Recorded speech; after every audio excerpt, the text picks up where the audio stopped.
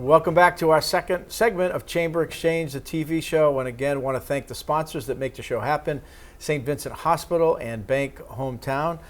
Pleased to have with us in the second segment, Trish Apert, who is the Executive Director of Friendly House. Thank you. Now, for those people who maybe been in central Massachusetts for a period of time, there's probably some level of familiarity with Friendly House and the great work that it does in a lot of ways. But Trish, if somebody is not familiar with Friendly House, maybe you could take a minute to talk about the array of services and the mission.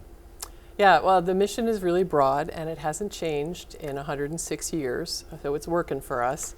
It's really to provide for the educational and social development of residents of Worcester, and so at that time they were focused on poor families and immigrant families. Mission houses. Settlement houses. Settlement houses specifically. So we work in basically 4 areas, and mostly anti-poverty and youth development work. So we do food security work, we work with youth development, we do housing and shelter, emergency family shelter for families, and we have a large social services component. And so most people know our biggest site, 36 Wall Street, which has been there for all the years. Right. And but they don't know, like they grew up playing basketball, they don't know all the other things that we do. And we're actually in 8 other locations in Worcester, and we've got 73 staff across that and 15 programs. So it's a lot. And the main location, on the east side, but the services kind of across the city. Yes, and I think, originally it was to be a neighborhood center, a settlement house, kind of embedded in that community. What's so beautiful or interesting also over time, and especially with the advent of 290 kind of carving the city, is that the east side became more residential, less commercial, and more of the wealth moved west.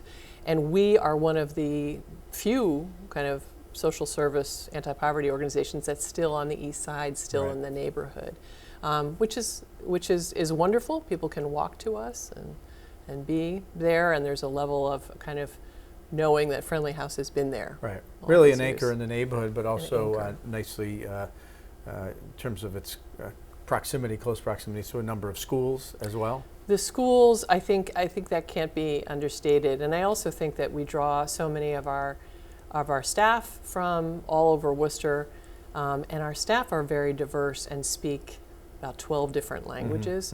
52% of our staff are bilingual, minimally, and I think with our social service program specifically, that's at Wall Street and another location in Green Island.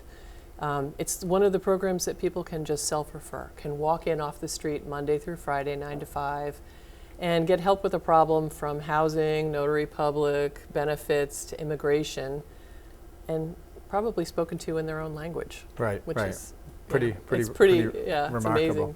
But the social safety net, some challenges right now, a lot of cuts that were made in Washington, D.C. that affect vulnerable populations. We also, have seen some uncertainty and fear in people who are in various stages of their immigration status. So what has that meant for the staff and the team? How are you trying to backfill some of those resources, and how can people help?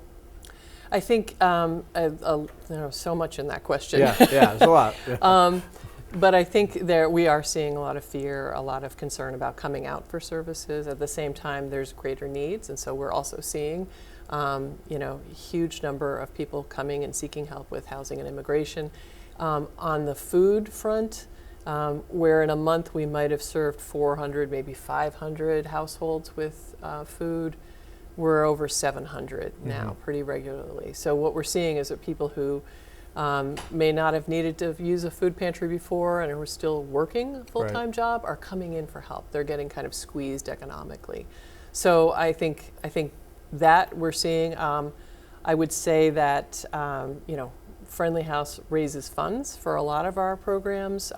Nothing is fully funded, so that is usually helpful. But also, we are now doing food drives several times a year, and we have one coming up July 10th. It's a Friday.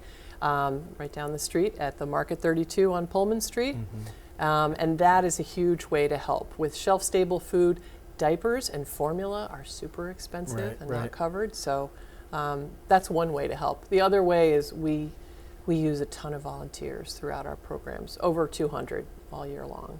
And sometimes it's big groups at the kind of event distributions we have around Thanksgiving or around the holidays.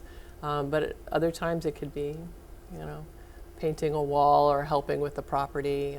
There's just no limit. And the facility itself, there's some talk about some work there. Or, yeah.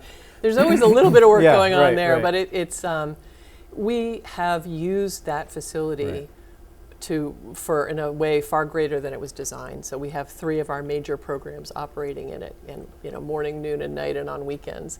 So it really takes a beating, and we need to expand somehow, but we also really need to kind of upgrade, and we've been trying to kind of chip away at some of those over time. Got it.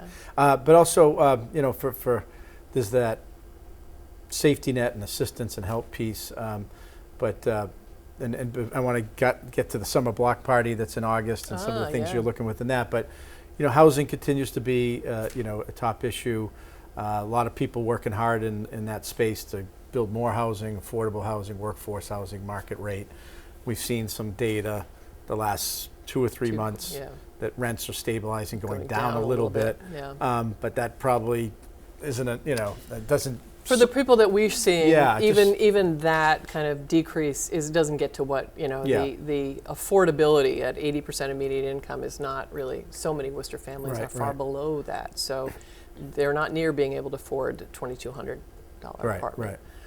So that is very difficult, and I think people making tough choices. I think with all the changes in the shelter system for families, that's been difficult and made people make really tough choices about whether they go in for help or not, and for how long. We do work with those families in our shelter programs, but also on the social service side, we have folks who have connections with local landlords. Sometimes we've had pots of money where we can pay rent arrearages and kind of keep them whole. Stabilized, keep them. It's so much better to prevent the eviction than to try to place and rebuild, because people have to lose so much before they're really able to get help. Get back in. So the fun part, summer block party in August. You want to talk a little about that in the minute or two we have left? We brought back a long-held ancient tradition from Friendly House, and we're doing a block party. It's going to be Friday afternoon, August 21st. And we have backpacks for kids and haircuts and games, and we have free food. Usually there's empanadas and some limbers for the kids. It's just thronged with people. It's a lot of fun. And we'd love help with that. Sponsors, we need backpack sponsors. Donations, volunteer, barbers. If you got any barbers who can spare an hour or two, where it's just a 2-hour event, and we know that it's also back to school season. So those barbers are busy, but if they can send one person for 1 hour and we get a string of them, it means a lot. And we've had terrific partners in the past. So Trish, if someone wants to get a hold of you or the team or learn more or go online, how do they do that? The best way, and all of us are on the website with our emails, so you don't have to remember that it's tapert@friendlyhousema.org. But the website itself is friendlyhousema.org, and all of the information about our programs are listed in there. But if you need help or need outreach, contact me directly or anybody. We have a form also with specific questions on how to volunteer that's on the website. And the other thing I didn't mention, just quickly, is the summer meals program for kids. That's a free summer meals program all throughout Worcester, and it's for children and teens, and it can be a snack and lunch or snack and dinner. And we are in a variety of sites, so look on our website to find us. And if you know of a site that would be good for us, like a park that is seeing a lot of families, we're happy to open another site if we can. Good stuff. Since 1889, Bank Hometown has stepped up to bat for our neighbors. In the past 5 years, we've donated $1.3 million to local organizations that help enrich lives and bring people together. And we're not stopping there. We're always looking to tackle the challenges of today and fuel the leaders of tomorrow. No matter how life changes over the years, we'll continue to show up for our neighbors, for our communities, and for you. Bank Hometown. Unlock your potential.